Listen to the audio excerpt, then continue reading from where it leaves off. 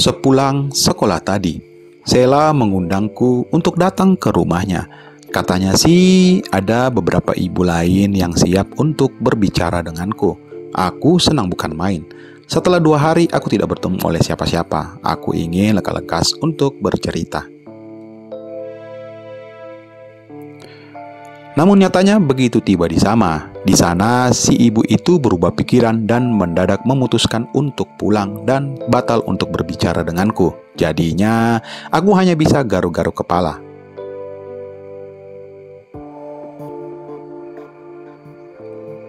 Sheila yang melihatku seperti itu kebingungan dan didorong juga oleh rasa bersalah karena tidak berhasil menjalankan apa yang telah aku suruh kerjakan. Akhirnya menawarkan diri untuk menggantikan si ibu yang tadi. Kebetulan juga suaminya lagi tidur di kamar. Lelaki itu terlihat sangat lemah karena sakit. Maaf ya Hen, aku dulu sama Sheila ya, bisikku dalam hati kepada pria itu sambil ku ikuti Sheila masuk ke dalam sebuah ruangan. Ya, di sana kami mengobrol panjang kali lebar hingga tidak terasa sudah jam 4 sore. Kami hanya istirahat sebentar waktu asar untuk makan, lalu kami kembali bekerja. Ya, tidak hanya bekerja saja sih, tapi kami juga bercanda dan membicarakan banyak hal. Padahal usia Sheila jauh di bawahku dan dia sepertinya lebih pantas menjadi putriku. Ya, Mbak Nanda kesal karena Pak Bakri nggak pernah lagi mengunjungi dia. Sheila berkata. Aku mengangguk. Ya, sudah hampir 2 minggu sih sejak terakhir bertemu dengannya. Tapi aku memang lagi sibuk belakangan ini. Ya, sibuk bertemu banyak orang ya di luar sana. Aku hanya tertawa mendengar ocehan Sheila. Tidak berapa lama di saat aku ingin pamit, kami seperti mendengar ada orang yang masuk ke ruang tamu. Mbak, terdengar sapaan suara seorang wanita. Mbak Sheila ada di rumah. Kemudian wanita itu melanjutkan bertanya. Sheila malah masuk ke kamar mandi. Ku coba membuka pintunya, ternyata terkunci dari dalam. Mbak, kok dikunci sih? Mbak sengaja mengerjai aku ya. Aku berbisik sambil mencoba membuka pintu tersebut, tapi sia-sia.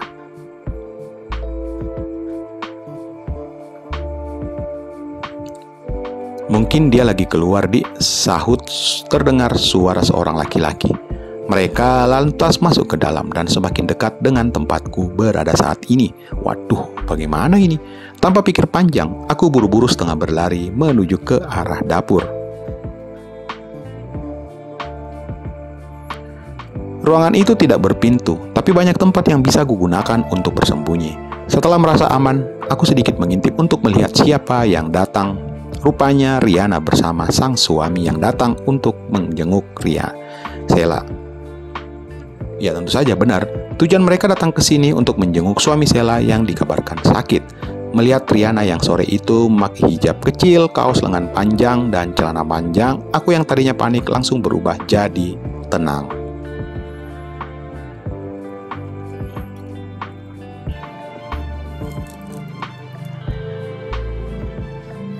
Apalagi saat kulihat mereka masuk ke dalam di mana suami Sheila berada. Bahkan tiba-tiba saja muncul ide di kepalaku. Entah dari mana datangnya. Kujatuhkan salah satu alat masak untuk menarik perhatian Riana.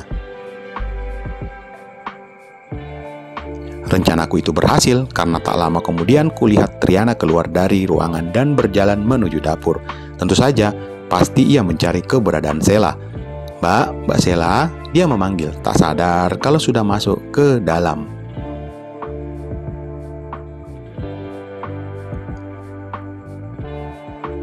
Tepat saat dia masuk ke dapur, aku langsung mendekatinya. Riana yang kaget kontan terkejut, tapi hanya sebentar karena dia langsung mengenaliku.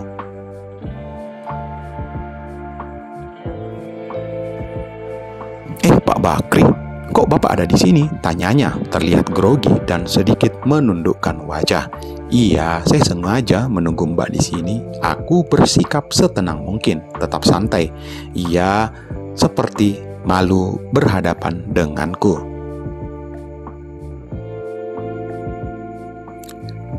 Jangan sekarang, Pak. Nanti malam aja kita ngobrol. Beneran ya, nanti malam. Kuulangi pertanyaan tersebut untuk memastikan. Dia mengangguk, lalu bergegas pergi ke dalam.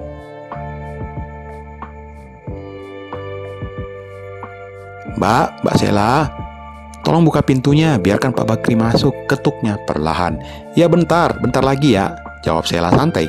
Dia memang sudah tahu bagaimana hubunganku dengan Riana, jadi ya menurutku dia tak akan pernah kaget lagi. Cepetan, nanti keburu Pak Su datang ke sini, Riana kembali berkata. Iya, terdengar suara kunci dibuka. Riana menyingkir ketika aku melesat masuk ke dalam. Terima kasih Mbak, aku berucap sebelum menutup pintunya.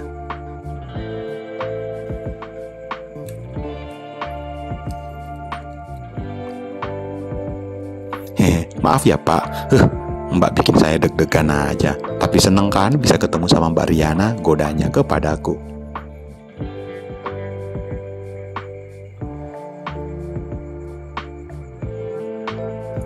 Iya sih, tapi sekarang aku harus pulang.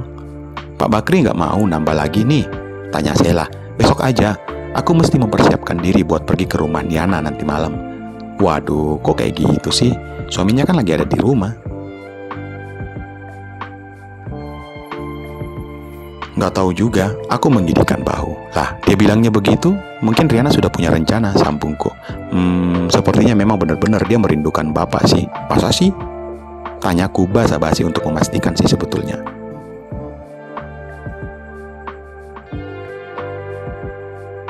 Ya aku yakin sih, semua perempuan yang pernah bertemu sama Bapak pasti akan rindu sama Bapak. Termasuk kamu ya. Ya begitulah. Beberapa menit kemudian, aku keluar setelah Sela memastikan tidak ada orang di luar ruangan. Riana dan suaminya sudah balik barusan. Aku berusaha untuk tidak terlalu peduli dan langsung pulang saja. Aku lebih tertarik membayangkan apa yang akan terjadi nanti malam.